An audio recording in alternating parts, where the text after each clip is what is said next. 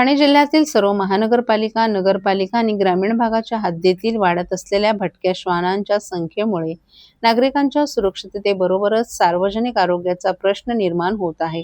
या पार्श्वभूमीवर भटक्या श्वानांसाठी ग्रामीण भागात वस्तीपासून दूर 4 ते 5 एकर शासकीय जागेवर सुसज्ज निवारा शेड उभारण्यात यावे अशी मागणी कोकण पदवीधर मतदारसंघाचे आमदार ॲडव्होकेट निरंजन डावखरे यांनी जिल्हाधिकारी डॉक्टर श्रीकृष्ण पांचाळ यांची भेट घेऊन निवेदनाद्वारे केली आहे. जिल्ह्यातील सर्व महानगरपालिका, नगरपालिका आणि ग्रामीण भागाच्या हद्दीतील रस्ते, चौक आणि सार्वजनिक ठिकाणी मोठ्या संख्येनं भटक्या श्वानांचा वावर वाढल्याने नागरिकांना विविध प्रकारच्या अडचणींना सामोरं जावं लागत आहे. विशेषतः ग्रामीण भागात या समस्येचे प्रभावी व्यवस्थापन करण्यासाठी स्वतंत्र आणि नियोजित निवारा केंद्रांची आवश्यकता असल्याचं आमदार डावखरे यांनी निवेदनात नमूद केले. भटक्या श्वानांसाठी निवारा शेड उभारण्याचा विषय यापूर्वी जिल्हा नियोजन समितीच्या माध्यमातूनही घेण्यात आलाय. तसंच जिल्ह्याचे पालकमंत्री यांनीही या संदर्भात आवश्यक कार्यवाही करण्याचे निर्देश दिलेत.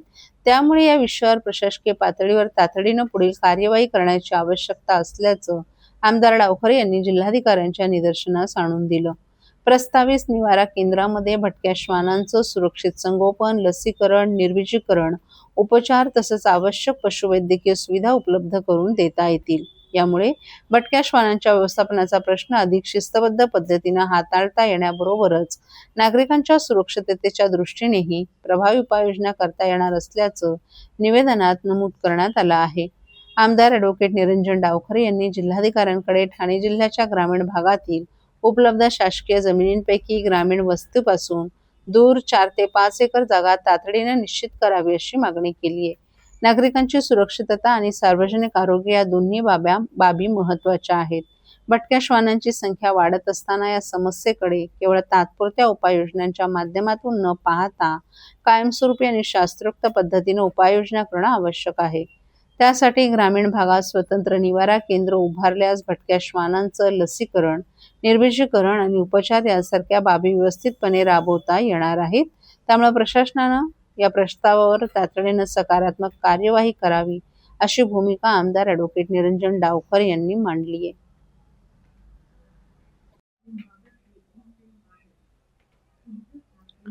क्लस्टरला विरोध नाही, परंतु 5 पट वाढणाऱ्या लोकसंख्येला पाण्यासह इतर सुविधा कशा देणार? मनोज प्रधान यांचा सवाल. ठाणे शहरात क्लस्टर डेव्हलपमेंट राबवण्यासाठी एका कंपनीची स्थापना करण्यात येत आहे. क्लस्टरमुळे गोरगरीब नागरिकांना हक्काचं अधिकृत घर मिळणार आहे, मात्र त्यातून 5 पट लोकसंख्या शहरात वाढणार आहे. त्यांना पाणी, रस्ते कसे पुरवणार? त्यांच्या सांडपाण्याची व्यवस्था करणार कशी? असा सवाल राष्ट्रवादी काँग्रेसचे शरद पवार पक्षाचे जिल्हाध्यक्ष मनोज प्रधान यांनी उपस्थित केलेत.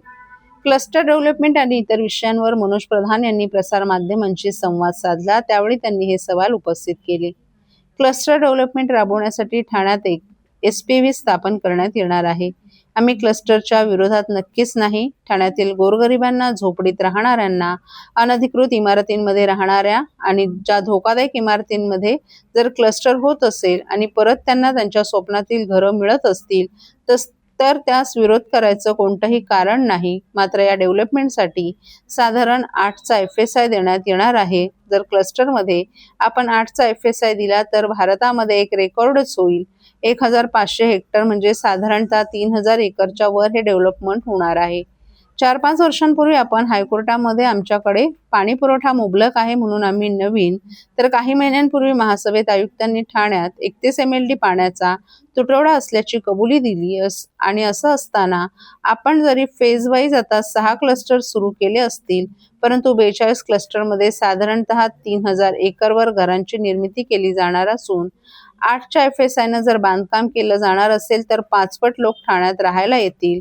आज मितीला ठाणे शहरात आता जे राहणारे लोक आहेत त्यांना जर आपण पाणी देऊ शकत नसलो, त्यांच्या जर सांडपाण्याची आपल्याकडे सुव्यवस्था नसेल, आपल्याकडे रस्ते नसतील, तर 5 पट लोक या शहरात राहायला आली तर काय होईल?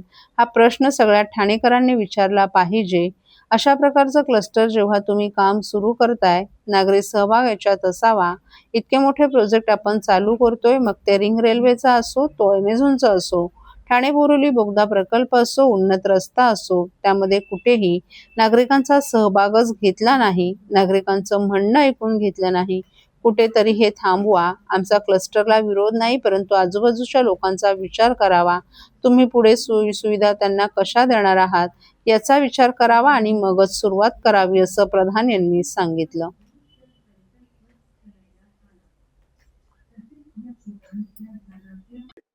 की 4-5 वर्षापूर्वी आपण हायकोर्टमध्ये लिहून दिलं होतं की आमच्याकडे पाणी पुरवठा मुबलक आहे, म्हणून आम्ही नवीन परवानग्या देतोय. एक PI आली होती, त्याचं उत्तर ॲफिडेव्हिटवर महानगरपालिकेने हे दिलं. आज जेव्हा महासभा झाली तेव्हा महासभेत आयुक्तांनी उत्तर दिलं की आपण 31 MLD शॉर्टेज पर डे आपल्याला आहे. आणि असं असताना आपण भले फेज वाईज आता 6 क्लस्टर सुरू केले असतील, पण 42 क्लस्टरमध्ये साधारण 3000 एकरचं डेव्हलपमेंट करतोय, 8च्या FSI करतोय. म्हणजे तुम्ही विचार करा की किती पट लोक या ठाणे शहरात राहायला येत आहेत.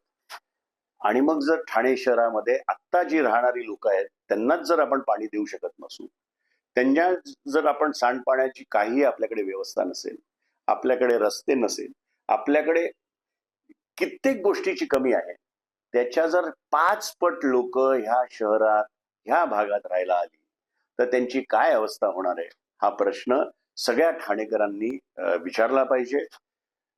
माझं असं मत आहे की ह्याच्यावर अशा प्रकारचे क्लस्टर जेव्हा तुम्ही कामं सुरू करतायत, नागरी सहभाग ह्याच्यात असावा. इतके मोठे प्रोजेक्ट आपण चालू करतोय, मग ते रिंग रेल्वेचा असो, तो अमेझॉनचा असो, टनलचा प्रोजेक्ट असो, उन्नत रस्ता असो, आपण कुठेही नागरिकांचा सहभागच त्याच्यात घेतलेला नाहीये, नागरिकांचं म्हणणंच ऐकून घेतलेलं नाहीये. तर कुठेतरी हे थांबवावं. मला क्लस्टरला मी वारंवार सांगतो की विरोध नाही, पण आजूबाजूच्या लोकांचा विचार करावा. तुम्ही पुढे सोयी त्यांना कशा देणार आहेत याचा विचार करावा आणि मगच ह्याला सुरुवात करा. दादा, दात घासताय ना, मग पाणी का वाया घालवताय? ताई, भांडी घासा नाहीतर फोन पहा, पण नळ का चालू ठेवलाय? अंघोळ झाली ना करून, मग शॉवर चालूच. कपडे धुताय पण पाणी वाया जात आहे, त्याचं काय? गाडी अशी धुताय आणि उद्या पाणी कायमचं संपलं तर? पाण्यासाठी किती जणांची वणवण होते, कित्येक कुटुंबांना तर पाणी मिळतही नाहीये. पाणी बोलत नाही, पण आपण त्याची किंमत जाणली पाहिजे. पाण्याचा अपव्यय टाळा, परिस्थिती भीषण होऊ शकते. प्रत्येक थेंब जपा, पाणी वाचवा. पाणी ही निसर्गाची देणगी आहे. पाणी निर्माण करता येत नाही. पाण्याची बचत हीच पाण्याची निर्मिती. ठाणे महानगरपालिकेतर्फे जनहितार्थ जारी.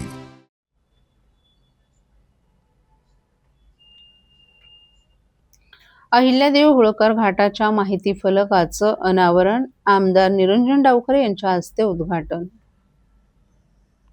पुण्यश्लोक राजमाता अहिल्यादेवी होळकर यांच्या पुण्यतिथी दिनानिमित्त धनगर प्रतिष्ठान यांच्या वतीने ठाण्यातील मासुंदा तलाव येथे पुण्यश्लोक अहिल्यादेवी होळकर घाटाच्या माहिती फलकाचं अनावरण सोहळ्याचं आयोजन करण्यात आलं होतं. या माहिती फलकाचं उद्घाटन आमदार निरंजन डावखरे यांच्या हस्ते करण्यात आलं.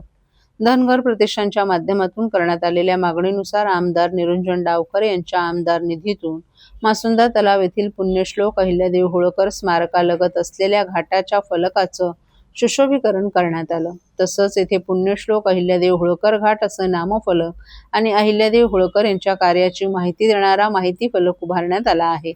पुण्यश्लोक अहिल्यादेवी होळकर यांच्या पुण्यतिथीचं औचित्य साधून या माहिती फलकाचं अनावरण करण्यात आलं. यावेळी समाजाचे नेते शंकरभाई विरकर, बाबासाहेब दगडे, संदेश कवितके यांच्यासह धनगर प्रतिष्ठान महिला मंडळाच्या सचिव गायत्री गुंड तसंच अनेक मान्यवरही उपस्थित होते. यावेळी धनगर प्रतिष्ठानचे अध्यक्ष दीपक कुरकंडे यांनी पुण्यश्लोक अहिल्यादेवी होळकर यांची मूर्ती आणि घोंगडे देऊन समाजाच्या वतीने आमदार निरंजन डावखरे यांचे आभार मानले. यावेळी आमदार डावखरे यांनी पुण्यश्लोक अहिल्यादेवी होळकर घाटालगत असलेल्या स्मारकातील अहिल्यादेवी होळकर यांच्या पुतळ्याचं अनावरण 1988 मध्ये झाल्याचं सांगितलं. त्यावेळी आपले वडील स्वर्गीय वसंतराव डावखरे महापौर होते आणि त्यांच्या उपस्थितीत हा कार्यक्रम झाला होता. आज याच ठिकाणी घाटाचा माहिती फलक उभारण्याचं काम करण्याची संधी धनगर समाजानं आपल्याला दिली आहे, त्यामुळे आपल्याला अभिमान वाटतो. यासाठी आपण समाजाचे आभार मानत असल्याचंही डावखरे यांनी सांगितलं. या माहिती फलकाच्या माध्यमातून पुण्यश्लोक अहिल्यादेवी होळकर यांच्या कार्याची महती युवा पिढीसह सर्वसामान्य नागरिकांना समजणार असून त्यांच्या प्रेरणादायी कार्याची माहिती नव्या पिढीपर्यंत पोहोचण्यास मदत होणार असल्याचं डावखरे यांनी सांगितलं. हा कार्यक्रम यशस्वी करण्यासाठी धनगर प्रतिष्ठानचे सचिव तुषार धायगुडे, उपाध्यक्ष राजेश विरकर, खजिनदार अनिल जरग, कार्यकारिणी सदस्य अविनाश लबडे, सुरेश भांड, उत्तम यमगर, सल्लागार मनोहर विरकर, सूर्यकांत रायकर यांच्यासह अनेक कार्यकर्तेही उपस्थित होते. यावेळी मोठ्या संख्येनं समाज बांधवही उपस्थित होते.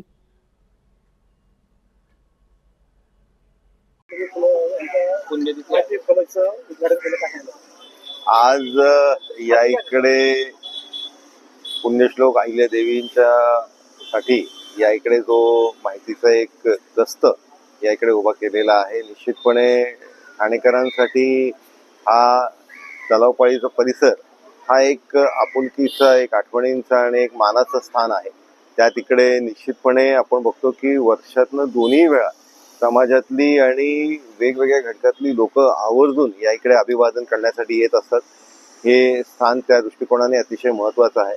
त्याचबरोबर 1988 साली डावखरे साहेबांच्या हस्ते या इकडे पुण्यश्लोक अहिल्यादेवींचं पुतळा या इकडे अनावरण करण्यात आलं होतं आणि आज या इकडे या दस्ताचं मला माझ्या निधीच्या माध्यमाने करण्याची संधी समाजाच्या वतीने भेटली. मी खरंच स्वतःला भाग्यवान समजतो की समाजाने ही संधी दिली. त्याच्यासाठी मी मनापासून समाजाचे आभार मानतो. साहेब, आपल्या माध्यमातून 100 पुरुषांच्या माहितीवर या सगळे ठिकठिकाणी आपण हे कामं करतात, काय सांगायला? नाही, आपल्या भावी पिढीला आपला इतिहास माहिती असला पाहिजे आणि ज्याचा इतिहास हा उज्ज्वल असतो, हे ज्याच्या पुढच्या पिढीला माहिती असेल त्या पुढच्या पिढीचं तेव्हाच जाऊन भविष्य उज्ज्वल होईल. त्याच्यामुळे इतिहासाची आठवण करून देण्याचं काम निश्चितपणे या माध्यमाने आणि आठवण करून प्रेरणा देण्याचं काम या स्मारकाच्या माध्यमाने होईल असा विश्वास मला आहे.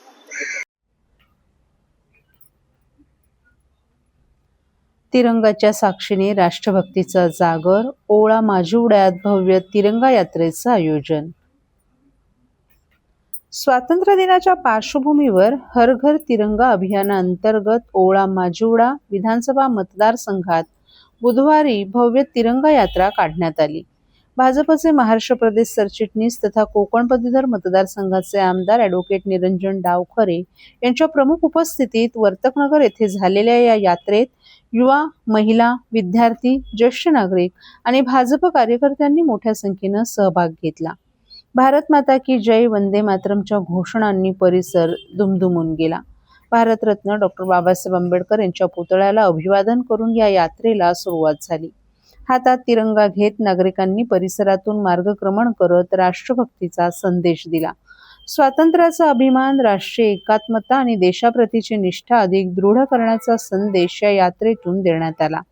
हर घर तिरंगा अभियान केवळ प्रत्येक घरावर तिरंगा फडकवण्यापुरते मर्यादित नसून तिरंग्याशी जोडलेली देशभक्तीची भावना प्रत्येक नागरिकाच्या मनात रुजवणं हा या अभियानाचा उद्देश आहे. याच भावनेतून तिरंगा यात्रेच्या माध्यमातून नागरिकांना राष्ट्रप्रेम आणि राष्ट्रीय एकतेचा संदेश देण्यात आला.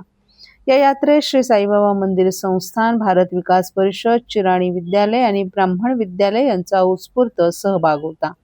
विशेष निमंत्रित मेजर शशिकांत साळुंखे आणि मेजर गणेश वाळावळकर यांचीही उपस्थिती नागरिकांसाठी प्रेरणादायी ठरली.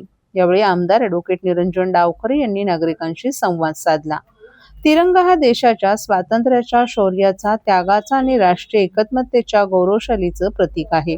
हर घर तिरंगाच्या माध्यमातून राष्ट्रभक्तीची भावना प्रत्येक घरापर्यंत पोहोचवण्याचा संकल्प करूया, असं आवाहन देखील त्यांनी केलं. यावेळी ठाणे महानगरपालिकेचे उपमहापौर कृष्णा पाटील, भाजपचे गटनेते मुकेश मोकाशी, नगरसेवक सीताराम राणे, नगरसेविका स्नेहा अमरे, अनिता ठाकूर, आशादेवी बहादूर सिंग, ठाणे शहर भाजपचे उपाध्यक्ष राम ठाकूर, श्रुती महाजन, रमेश आंबरे यांच्यासह मंडल पदाधिकारी, भाजपचे कार्यकर्ते आणि नागरिकही उपस्थित होते. तिरंगा यात्रेच्या आयोजनासाठी नगरसेवक वैभव कदम आणि राजेश सावंत यांनी विशेष परिश्रम घेतले. तिरंग्याचा सन्मान, स्वातंत्र्याचा अभिमान आणि राष्ट्रभक्तीची भावना घराघरात पोहोचवण्याचा संदेश देत ही यात्रा उत्साहात पार पडली. साहेब, हर घर तिरंगा या अभियान अंतर्गत तिरंगा यात्रा आहे. अजून तिरंगाला काय सांगाल? हर घर तिरंगा अभियानाच्या अंतर्गत आपण बघतोय की पूर्ण देशामध्ये अनेक ठिकाणी रॅलीज निघत आहेत. आज या इकडे ओळा माजिवडा विधानसभेमध्ये ही तिरंगा रॅली निघाली आहे आणि अतिशय उत्स्फूर्त प्रतिसाद आणि मोठ्या संख्येने नागरिक याच्यामध्ये सामील होत आहेत हे आपण बघतोय. खऱ्या अर्थाने देशाची एकता, अखंडता याचं प्रतीक ही रॅली आहे आणि त्याच्यामुळे यावर्षीचं हर घर तिरंगा अभियान हे अजून एक महत्त्वाचा विषय त्याच्यामध्ये आहे की वंदे भारत हे पण वंदे मातरमचं जे गीत आहे ते वंदे मातरमच्या गीतलाही एक त्या इकडे दशकपूर्ती होते. त्याच्यामुळेच या सगळ्या गोष्टीला एक अनन्यसाधारण असं महत्त्व आहे आणि मोठ्या संख्येने लोक याच्यामध्ये जमत आहेत. ही आपली ही एकतेची रॅली याच्यामध्ये सगळेजण एकत्र आले. जातीय, धर्मीय, पंथीय सर्वच लोक याच्यामध्ये एकत्र आले. असं एक धोरण आहे की सेल्फी काढून याच्यामध्ये या अभियानामध्ये वेगवेगळे उपक्रम घेत असताना सेल्फी विथ तिरंगा हा एक कार्यक्रमही याच्यामध्ये सामील आहे.